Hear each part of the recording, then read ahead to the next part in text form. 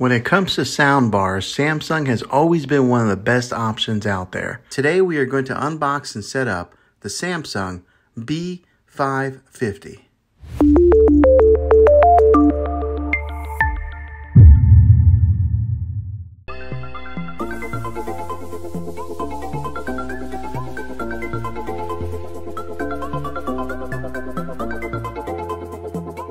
Okay, so here's the front of it, and on here you'll see where it's got the branding nameplate. There is a speaker with a soft covering right here. This is the back. It's got the big old hole here for the subwoofer outlet.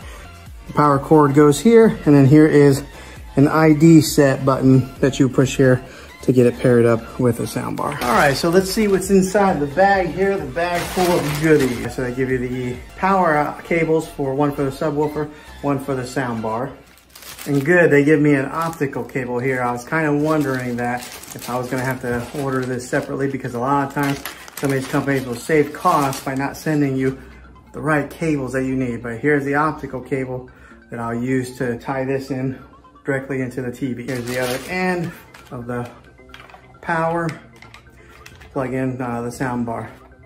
A lot of times these square parts here are so beefy. This one kind of a medium size. The user manual, I don't know who reads these things. Okay, 2 angle brackets here to mount the sound bar if you were going to mount this onto the wall. I have a tendency of losing these things, but I'm going to be setting mine on the console underneath the TV right there, so I won't be using this.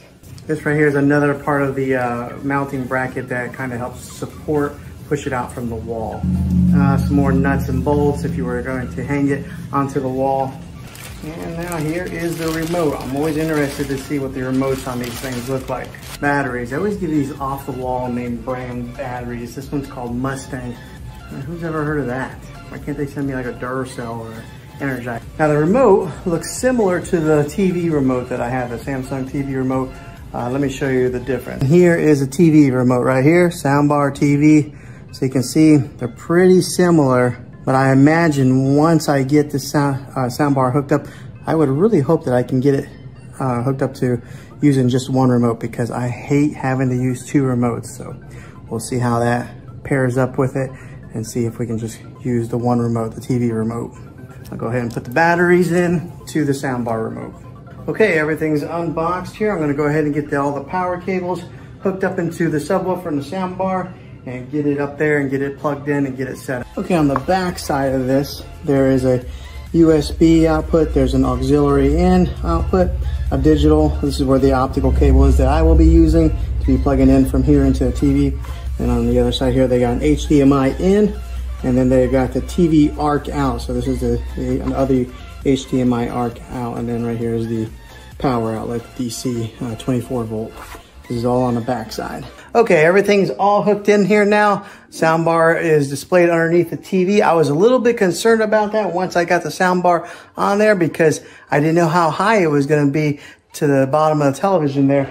And it's like right there, it's almost perfect. And then I got a little bit concerned to see if the sensors would still be able to read a remote control, but it's fine. I don't even know where the sensors are on that TV. They're really hidden and discreet, so I don't know if they're in the screen somewhere. But now whenever I turn up the volume, you'll see it says AV soundbar. Automatically recognizes the make and the model of the soundbar. There's a plus symbol that lights up on the corner.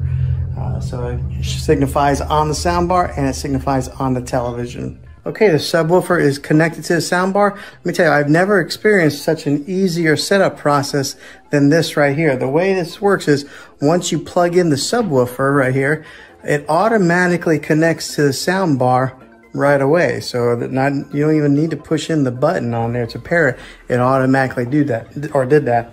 And one of the ways that you can tell if it is paired is on the back side of the subwoofer. You'll see that there's a blue light right there shining. So that means that it is connected. Another little bit of information: if it is blue, that means that it is connected. If it's red, then that means that there's an issue in the setup process. And if it's blinking blue and red together, then that means there is a malfunction.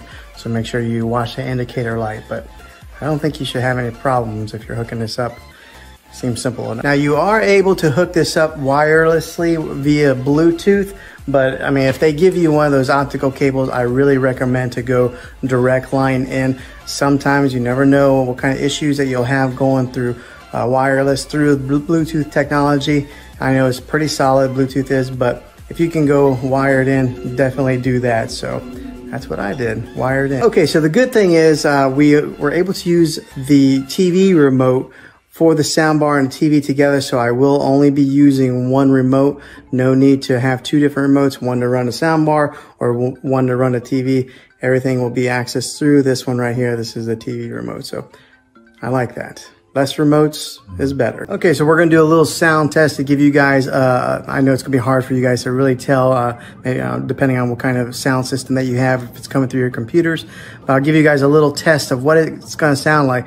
And I just did a little trial run. Let me tell you, it is a big difference between using a soundbar and just using the speakers on the TV. It gets pretty loud without having to turn it up very far. So much so that my wife is sitting behind me and she started squinting her eyes like that because it was just getting kind of loud for her, but you can listen in.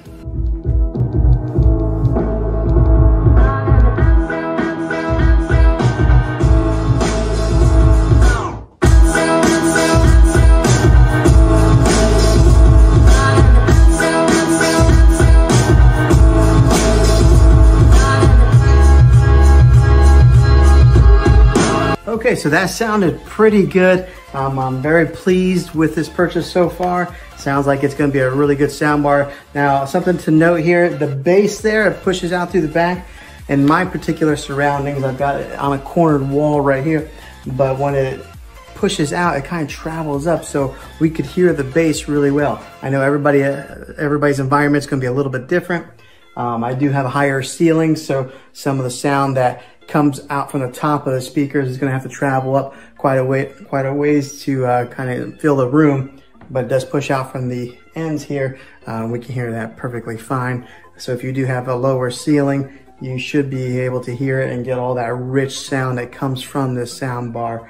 But yeah, it's pretty easy to set up and it sounds fantastic. So well, hopefully this video was helpful to you. If it was, click a thumbs up on this. Go ahead and subscribe to my channel. I make tech videos all the time, and I would love to have you back in the next one. Take care.